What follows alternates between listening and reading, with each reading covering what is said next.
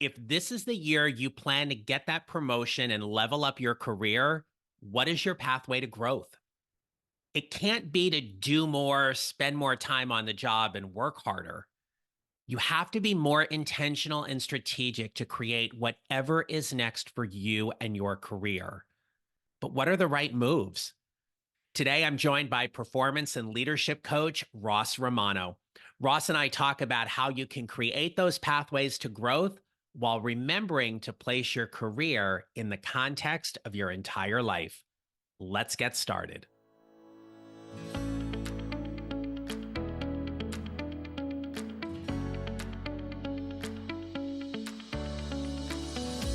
Hello, my friends. This is the Mid-Career GPS podcast. I'm your host, John Neral. I help mid-career professionals find a job they love or love the job they have using my proven 4-step formula.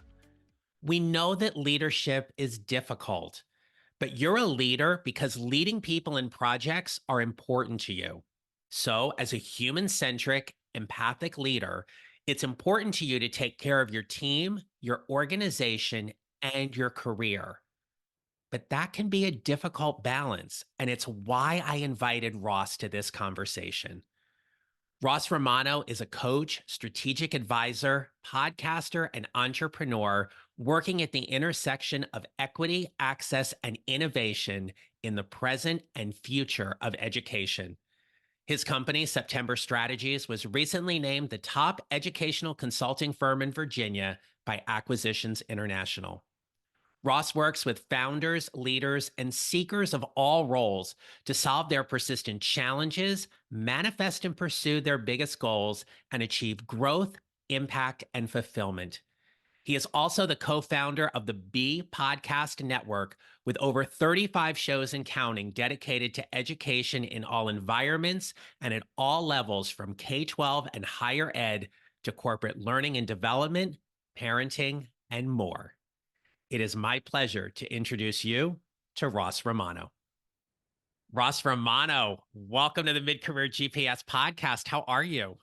John, I'm doing great, and I'm really happy to be here. Thanks for having me. I'm happy for you to be here too. We've connected, and I appreciate being a guest on your show, which we'll talk about a little bit more later and everything. But Ross, to get us started, you've had an interesting career path and journey. Please share with us what your mid-career moment was that got you to where you are right now.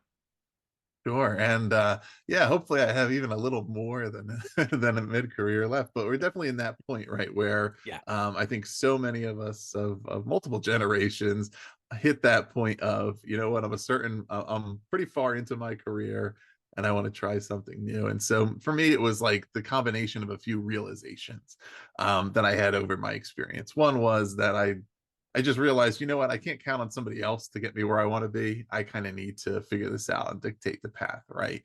Not in a bitter way, but in a way of, you know, there's not that one mentor or leader or somebody who is going to Sherpa me along. I'm going to need to kind of create a new vision for myself. So I figured that out. I figured out that in, my previous organization, I was at a part where for a while I thought we were headed in one direction, realized my vision was different from the direction the organization was headed. Okay, put those things together.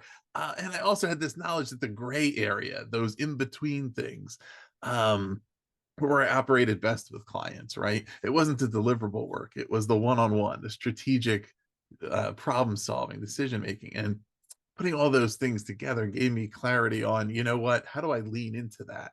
How do I create a new path forward for myself where we make the thing that's been the other thing the thing and really help Mm. people with those ambiguous, challenging, big questions that I was dealing with, and I learned very soon were certainly not unique to me. When you had that moment where you realized that your vision wasn't the same vision of the organization, and I liked how you said, not in a bitter way, it was just kind of a realization. What was the hardest thing for you to do to move through that? The hardest thing I think is just to accept that and to just say, you know what, I feel like in so many ways I've put in the work, I've put in the sweat equity, based on my contributions to the leadership of this organization. I feel as though my vision for the direction should carry more weight. And yet there's just certain realities of business where that's not the case. And you just have to accept that there's certain times when you're outvoted, you're outranked, you're out, you're out equitied, so to speak. And you just have to understand that I just don't have, I just can't control this. And I need to be okay with that. And I think that's the hardest part that a lot of people relate to when you've, worked really hard on something. Um, you want to be able to see it through, right? But sometimes it just comes to a point where you need to do something else.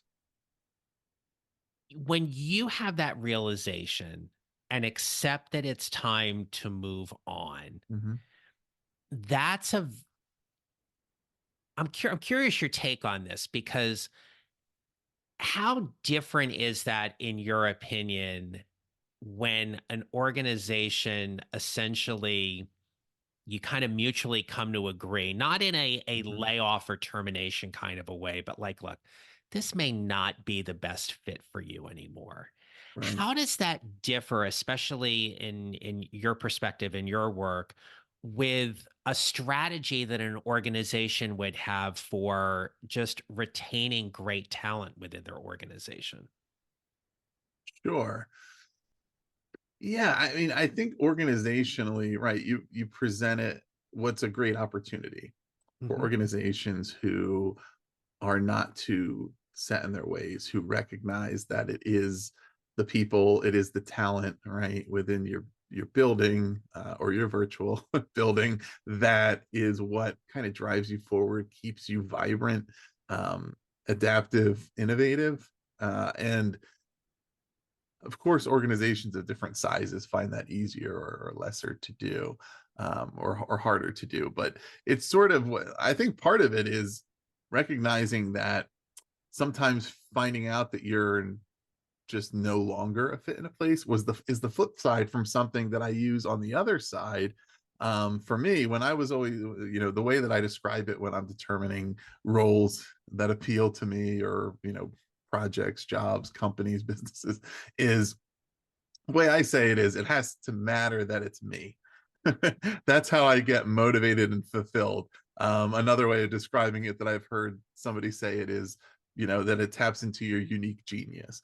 Mhm. Another way is saying it's just the thing that offers me a way to attack something creatively in a way that only I would do it. And if somebody else was in the role, they would do it differently. If somebody else was in the role, not that any one person is better than the other, but that it's the type of thing that it's not just a mechanical, anybody would do this exactly the same way type of thing. So if those are the kind of things that appeal to you, you also have to, of course, be okay that on the flip side, sometimes you're going to run up against a fact that that's not what the organization is prioritizing, right? Or they no longer want you to do it your way. But from the company and organization perspective,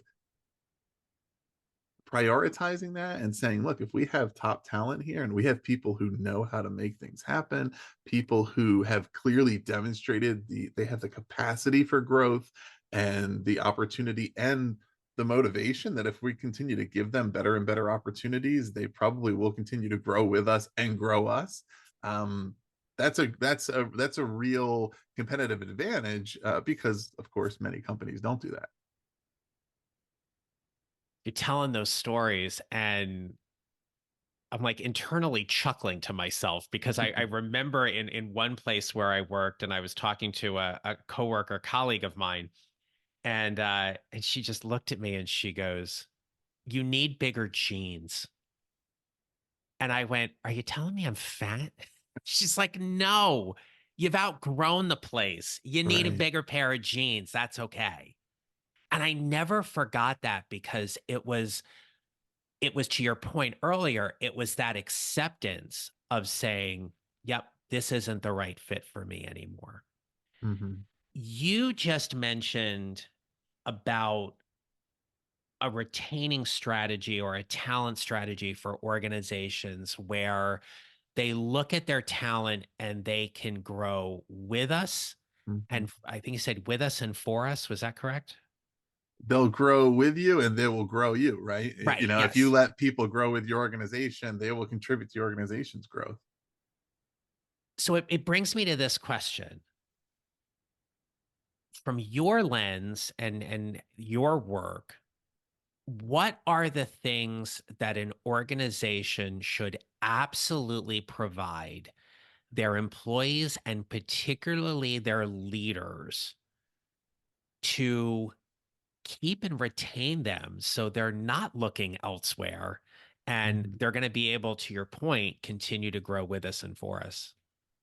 Yeah, totally. So let's talk about one thing to remove and then the things to provide.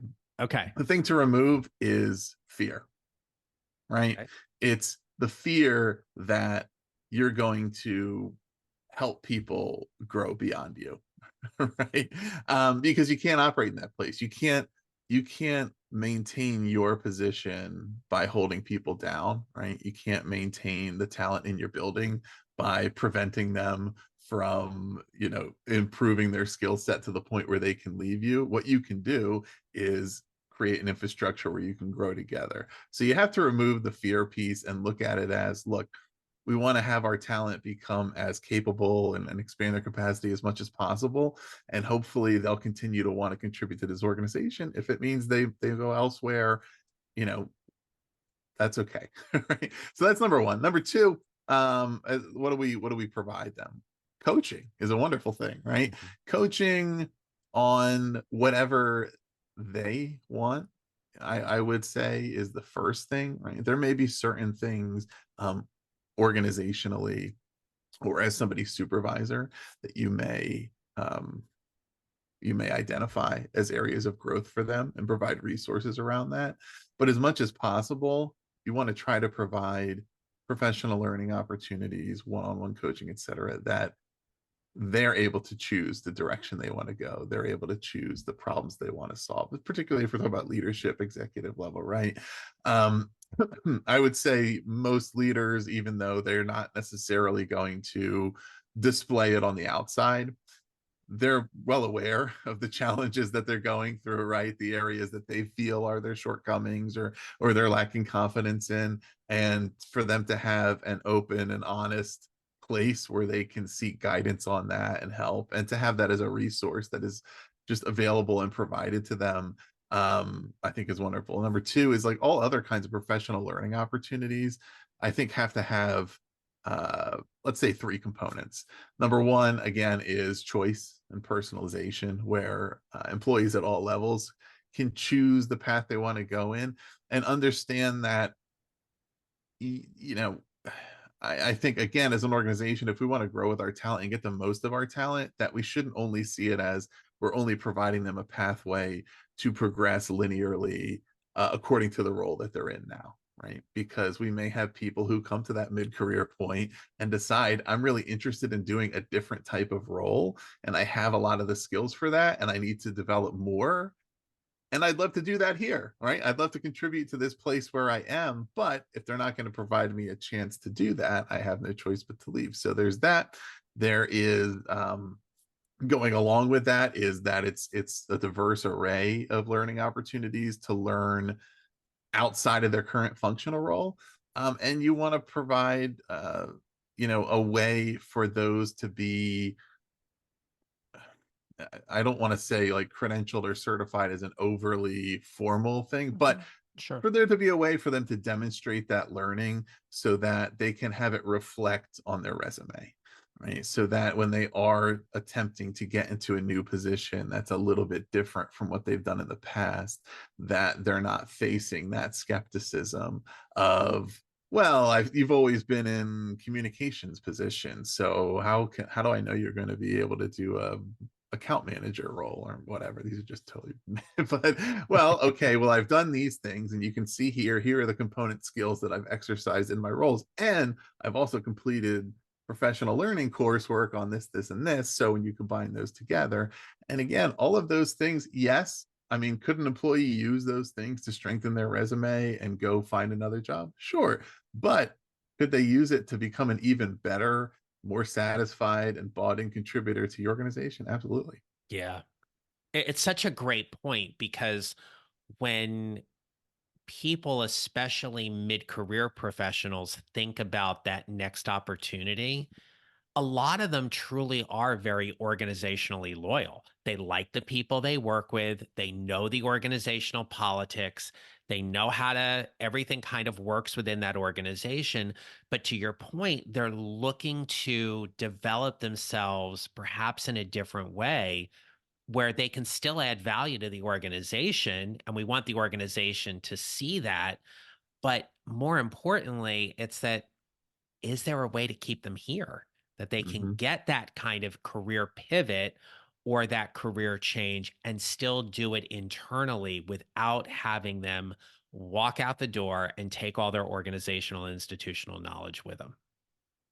Right. Yeah, there's I don't know of any studies that have been done on this, but I have a strong feeling that institutional knowledge is undervalued Hmm. nowadays. That um, it shouldn't be valued above and beyond all other factors, but that when you have constant churn and you don't have people with tenure, that there's a lot of gaps in what you can really improve on as a company when you don't really have much awareness of what has happened in the past. And I've seen that firsthand. And it causes just these cycles of year after year of, okay, we're just kind of doing the same thing and going through the same problems that we had before because we just either didn't attempt to tap into the existing institutional knowledge, or we just lost it. Yeah. The other thing you said there, Ross, was, being able to have diverse learning opportunities where somebody gets to build a skill or a knowledge base that they can actually put on their resume. Mhm, Right. And when you said that, I couldn't help but go back to what you said earlier, which was about removing the fear of helping people grow beyond you. And of mhm, course, that fear then is, oh my gosh, if I develop them so much, they're going to go somewhere else. mhm. Right. Um, in your work, what would you say is the biggest thing you've got to help somebody understand that developing talent doesn't mean they're going to walk out the door?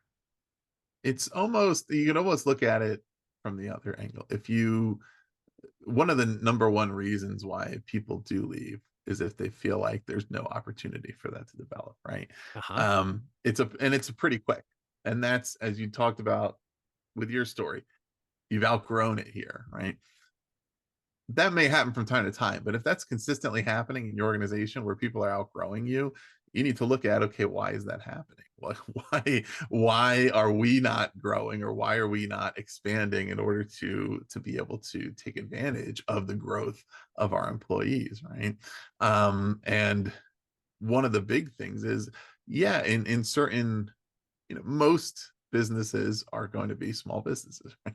Like, we always look at everything from the corporate angle of stuff. Sure. Most businesses aren't corporations. Most businesses are, a couple hundred people and less, and of course most are a lot less. But even if we're operating in that space, yes, sometimes there is only the only available roles within a certain functional area are this linear progression, and until the person who's in that role leaves, there's not a promotion available for you.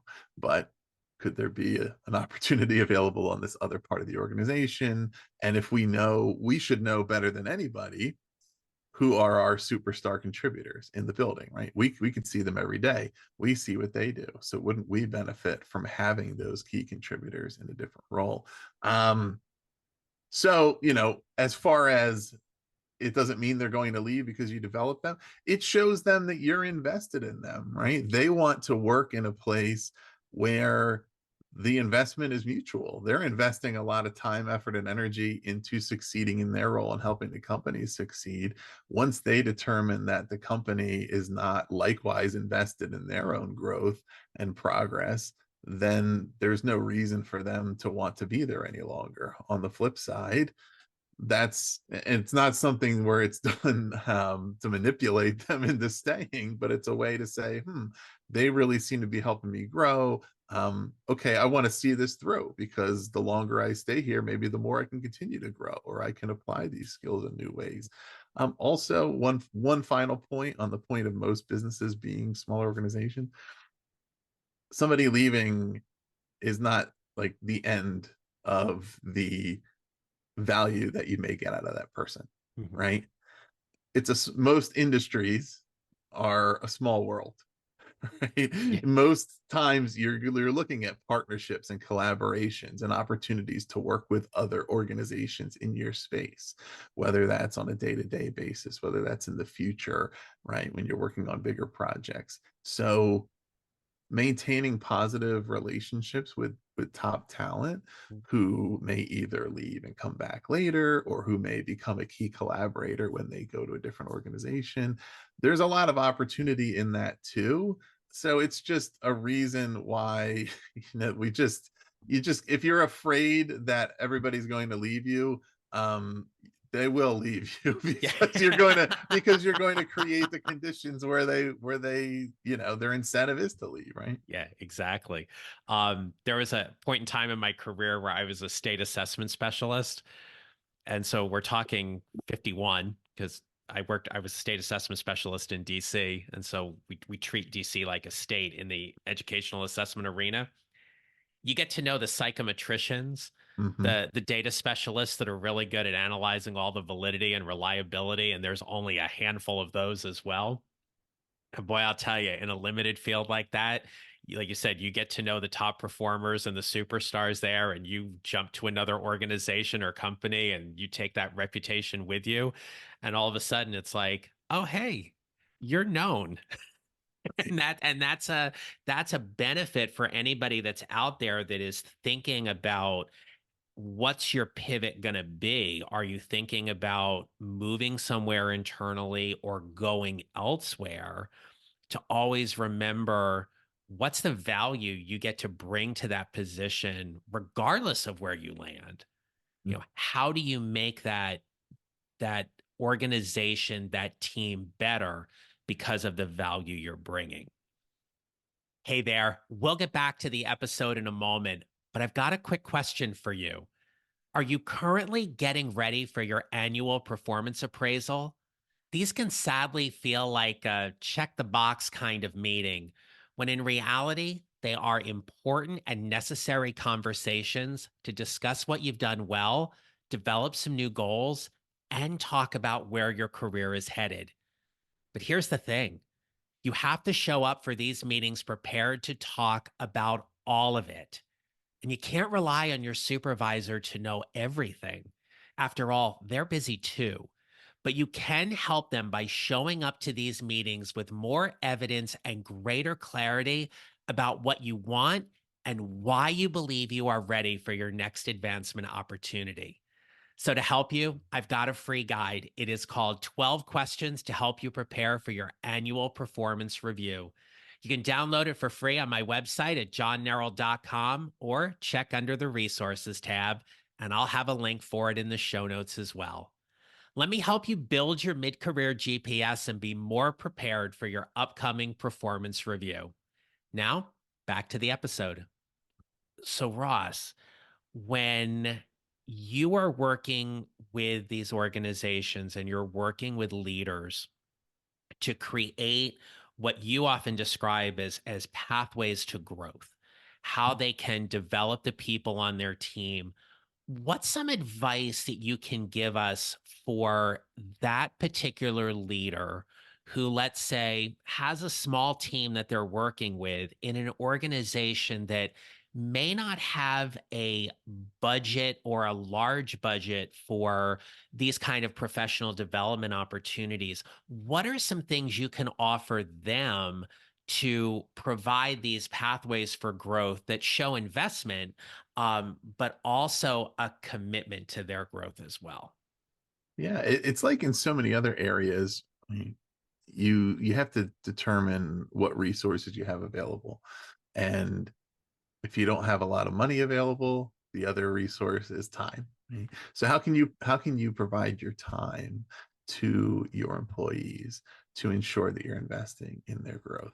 So number one is communication. You have to regularly and proactively have a channel of communication with your individual employees to learn what are the things they're challenged with, what are their goals and ambitions, what are they trying to work for. Again, create an environment where there is an openness to those conversations, where it's not just capped at, well, how do you want to meet your metrics on this project, or how do you think you're going to get to the next promotion or earn a raise here. Those are important things too, right? And you need to have transparency and clarity and agreements around what that means. But you also want to learn what are you working toward? What are your goals? What kind of opportunities would be meaningful to you? Because that would mean I can provide you one with time.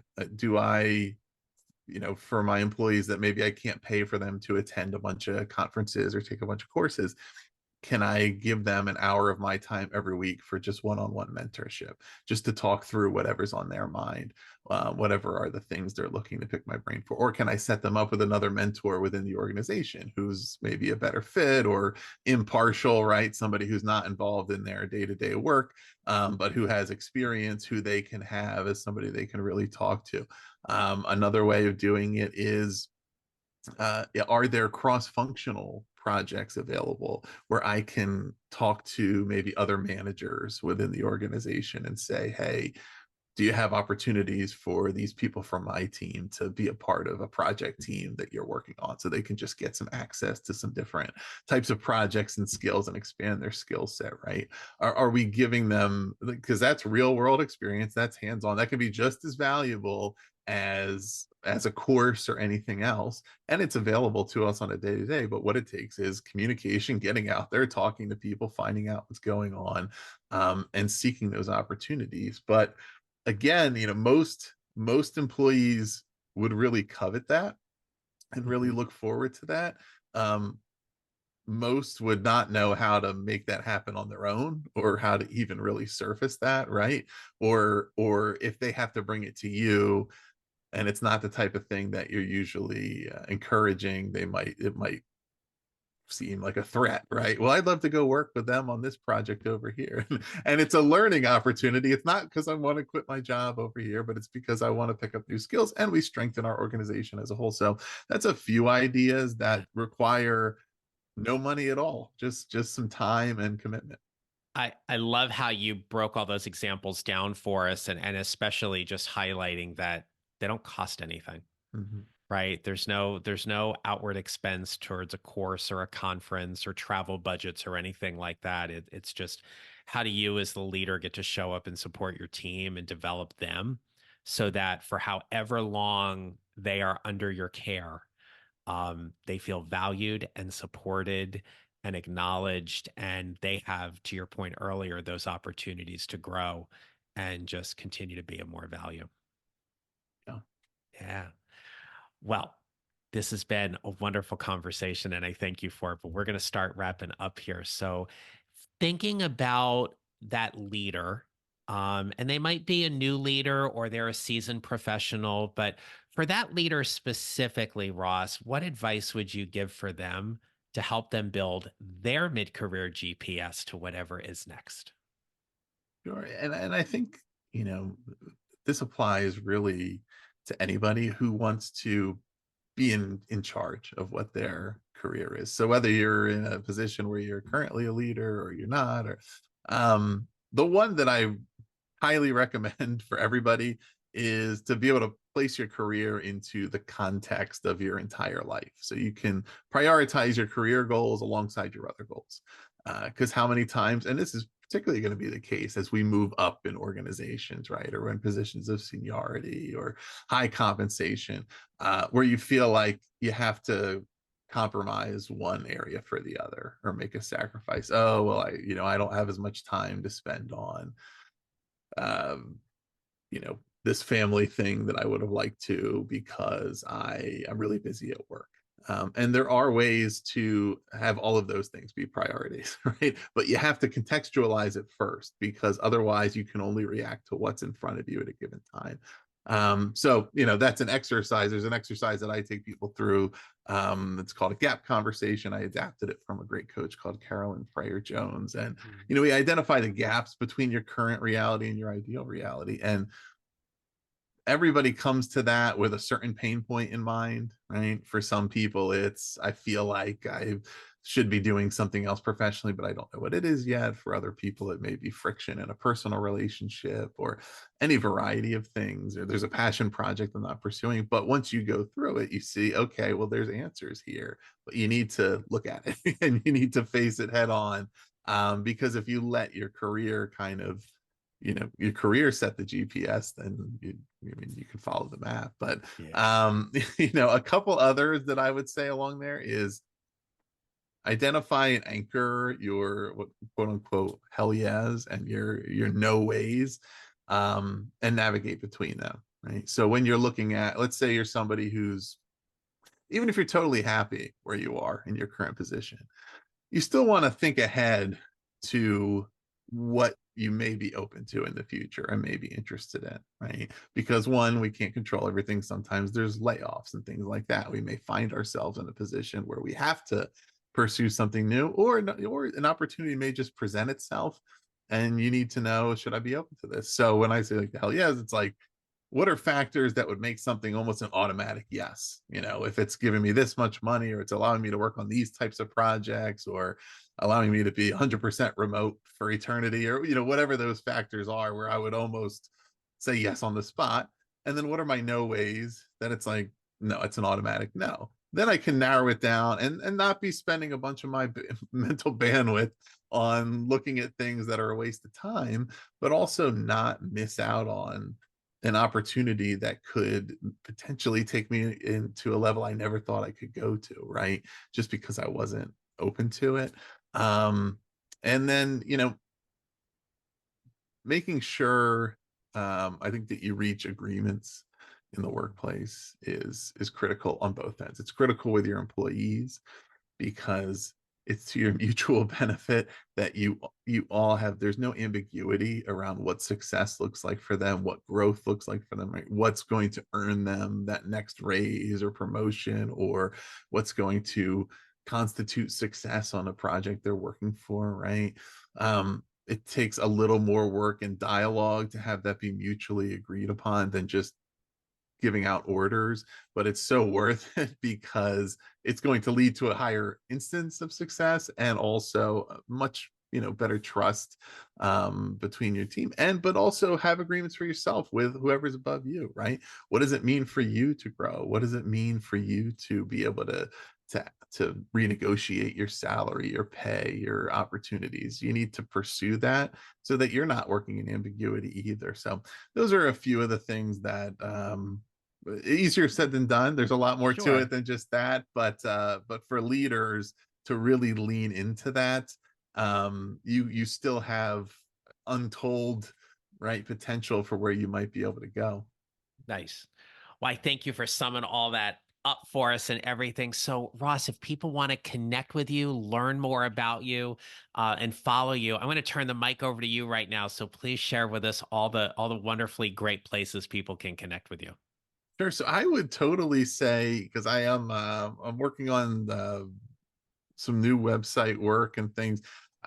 I would say for anybody, like, best place to find me, connect with me, please do. Don't be shy. Is LinkedIn. Just I'm just Ross Romano on there. We can put the link, in the show notes, I think. But Will do. just reach out, send a note. Hey, I heard you on the podcast. Would love to chat.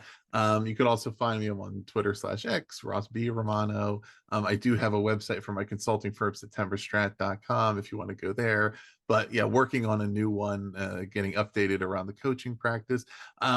Another thing that I totally forgot about yesterday when I filled this out, podcasts, right? If you're interested, I do have, I host two podcasts, one that's called The Authority, which John has been a guest on. Uh-huh. And I interview authors from all different genres of leadership and education and personal development. And another one called Sideline Sessions, in which I interview sports coaches, especially if you coach in high school or scholastic sports, or you have kids who are involved in those sports. That can be really useful for you. Those are available anywhere that you find your podcast. You can search for those. So if that's for you, check it out. I will make sure all of that is in the show notes. Ross Romano, thank you for being a wonderful guest on the Mid-Career GPS podcast. John, thank you so much for having me. It's been a pleasure. Same, absolutely. All right, my friends, if there's one takeaway from today's episode I want to leave you with, it's this. As part of your organization or business, how are you focusing on retaining top talent? One of the things that Ross gave us today was to really dig in and explore the different learning opportunities that you can create, whether it be with a cross-functional opportunity or simply just providing time for mentorship. If there's one big takeaway, it doesn't have to cost a lot of money. You can get really creative with how you are growing and developing your talent. And as Ross mentioned, it's about creating those pathways to growth for you and your team. So as you leave this episode, I want you to take that knowledge with you and thinking about what are the pathways you're going to create for growth for yourself, your team, and your organization this week. And until next time, my friends, remember this. You'll build your mid-career GPS 1 mile or 1 step at a time, and how you show up matters. Make it a great rest of your day. Thank you for listening to the Mid-Career GPS podcast. Make sure to follow on your favorite listening platform. And if you have a moment, I'd love to hear your comments on Apple Podcasts. Visit johnneral.com for more information about how I can help you build your mid-career GPS, or how I can help you and your organization with your next workshop or public speaking event. Don't forget to connect with me on LinkedIn and follow me on social at John Neral Coaching. I look forward to being back with you next week. Until then, take care, and remember, how we show up matters.